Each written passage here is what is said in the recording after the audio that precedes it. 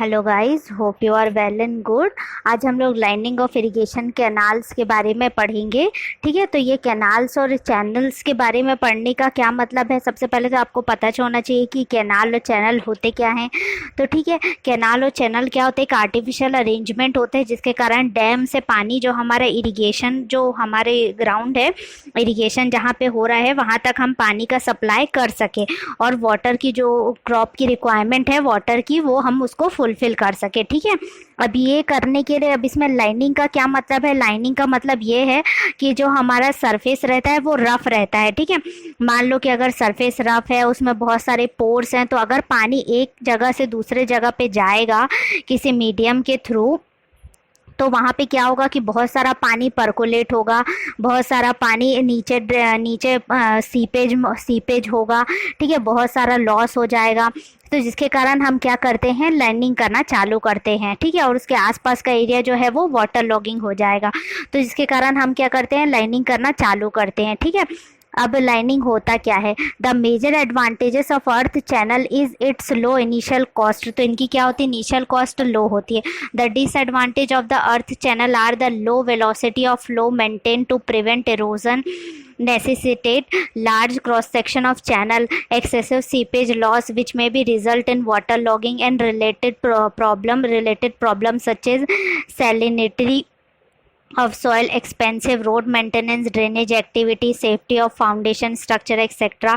और थर्ड होता है favorable condition for weed growth which further retard the velocity and the breaching of banks due to erosion and blowing of animals. This problem of the earth channel can get rid only by the lining of channel.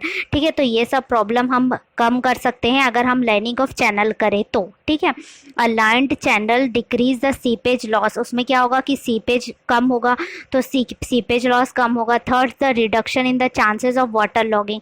तो water logging के जो chances है वो कम हो जाएंगे। It also saves water which may be utilised for additional irrigation. A lined channels provide safety against breaches and prevent weed growth, thereby reducing the annual maintenance cost of channel. Because of relatively smooth surface of laning, a lined channel required a flatter slope. तो इनको क्या होता है कि flatter slope की ज़रूरत होती है। This result in an increase in the command area. The increase in useful head is advantageous in case of power channel also. The lining of water course is area integrated by tube wells assumes special significance as the pumped water supply is more costly. ठीक, the cost of lining channel is however the only factor against lining. ठीक है, तो cost पे depend करता है कि कितनी lining के कारण हो रही है। अब ये डिपेंड करता है मटेरियल के ऊपर कि आप कौन सा मटेरियल यूज़ कर रहे हो। अगर सीमेंट यूज़ कर रहे हो, आप सॉइल यूज़ कर रहे हो, आप किस तरीके से किस चीज़ से लाइनिंग कर रहे हो उसकी। While canal lining provide a cost effective means of minimising seepage loss, the lining itself may be rapidly deteriorate the required recurring maintenance input if they are to be effective in controlling seepage loss. A detailed cost analysis is essential for determining the economic feasibility of the lining of channel. A true cost of lining is its annual cost rather than the initial cost. The cost of laning is compared with the direct and indirect benefit of laning to determine the economical feasibility of laning of channel. Besides economical factor, there might be integrable factors such as a high population density, aesthetics, and so on, which may influence the final decision regarding the lining of channel. ठीक है, अब हमको ये देखना है कि हम कौन कौन से टाइप से लाइनिंग कर सकते हैं। ठीक है, तो the suitability of lining material decide. अब ये जो लाइनिंग है वो डिसाइड करने के लिए कौन कौन से फैक्टर्स है। तो फर्स्ट है इकोनॉमी देखना पड़ेगा हमको, स्ट्रक्चर की स्टेबिलिटी देखना पड़ेगा, थर्ड ड्यूरेबिलिटी देखना पड़ेगा, रिपेयरेबिलिटी देखना पड़ेगा कि मान लो कि अगर वो डैमेज हो जाता है तो हमें रिपेयर करने के लिए कहीं एक्स्ट्रा कॉस्ट तो नहीं लग रहा है। इम्पर्बिएबिलिटी देखना पड़ेगा, हाइड्रोलिक एफिशिएंसी देखना पड़ेगा, रेसिस्टेंस टू इरोजन देखना पड़ेगा। And the principal type of lining are as follows. ठीक है, तो कौन कौन से टाइप के हम लोग लाइनिंग करते हैं वो इस तरीके से। पहला होता है कंक्रीट लाइनिंग, दूसरा होता है shotcrete lining, precast concrete, lime concrete, stone masonry, brick lining, boulder lining, asphaltic lining और अर्थ लाइनिंग। जिसमें कि कंक्रीट लाइनिंग क्या होती है, इसमें क्या होता है कि कंक्रीट, सीमेंट, सैंड और एग्रीगेट मिला के, ठीक है, इसकी लाइनिंग करी जाती है। अब कंक्रीट क्या है कि बहुत ज़्यादा लोड कैरिंग कैपेसिटी उसकी हाई होती है, तो जितना भी ज़्यादा वाटर का लोड होगा वो क्या करेगा, ले लेता है, मतलब अपने ऊपर लेता रहता है। ठीक है, तो इससे क्या होता है कि जो लाइनिंग होती है वो सॉलिड होती है, मतलब बहुत 40 साल तक चलती रहती है। मतलब इसकी जो है वो कंस्ट्रक्शन वो 40 साल तक की इसकी पावर रहती है। शॉर्टक्रीट लाइनिंग क्या होती है,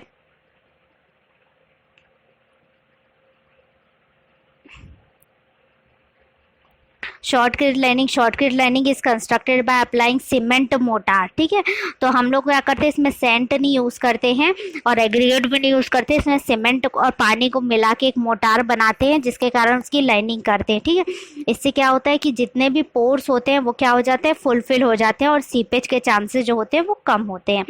नेक्स्ट है प्रीकास्ट कंक्रीट लाइनिंग। प्रीकास्ट का मतलब आपको समझ में आ रहा है, प्रीकास्ट मतलब पहले से कास्ट किया हुआ। ठीक है, तो प्रीकास्ट का मतलब ये है कि हम पहले से इसको कास्ट करके लेके आते हैं, पहले से हम इसे बनाते हैं उसी शेप का और वहाँ पे जाके इसकी लाइनिंग करते हैं। 5 to 8 सेंटीमीटर थिक हम लोग एक कोई बना लेते हैं structure, same to same as it is वैसा, और उसको वहाँ जाके उसकी लाइनिंग करते हैं। Lime concrete lining. Lime concrete का मतलब होता है कि इसमें मीडियम साइज़ के इरिगेशन चैनल्स के लिए यूज़ होता है ये। इसमें क्या होता है कि lime concrete lining has been used in the Bikaner canal taking off from a left bank from the Sutlej. ये कहाँ पे इसका सबसे बड़ा एग्जाम्पल देखने को मिलेगा आपको, वो है बीकानेर में कैनाल, वो जो सतलज नदी के पास है। ठीक है,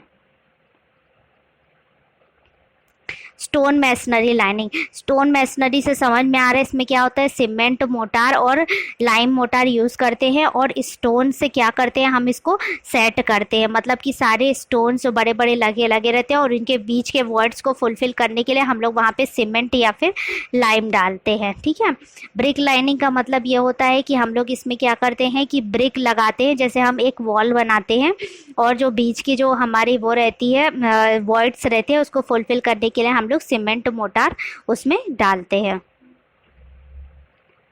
boulder lining.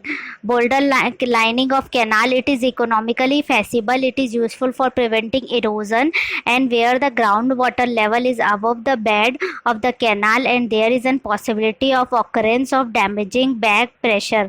The stones used for boulder lining should be sound, hard, durable, and capable of sustaining weathering and water action. Rounded or subangular river cobbles, blasted rocks pieces, and sufficient base area are recommended types of stone for boulder lining. ठीक है, next है एस्फेल्टिक lining. एस्फेल्टिक lining का मतलब क्या होता है, the material use for asphaltic lining is asphalt based combination of cement sand mix in a hot condition. The most commonly used asphaltic lining are asphaltic concrete और buried asphaltic membrane. तो ये जो एस्फेल्टिक lining होती है ये क्या होता है कि सीमेंट सेंट मिक्स करते हैं हॉट कंडीशन में और एस्फाल्ट के बेसिस पे। ठीक है, तो इसका लाइनिंग करते हैं हम वहाँ पे।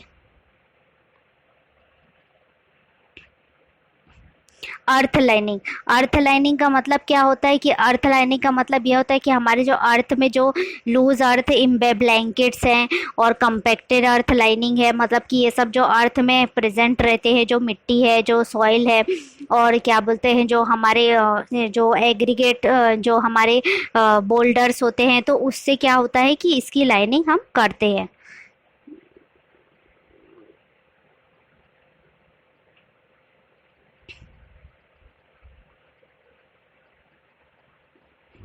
होप आपको अच्छे से समझ में आ गया होगा। Lining of channel, lining of canal बहुत इंपॉर्टेंट टॉपिक है, लाइनिंग ऑफ चैनल और लाइनिंग ऑफ कैनाल। ठीक है, हमेशा एग्जाम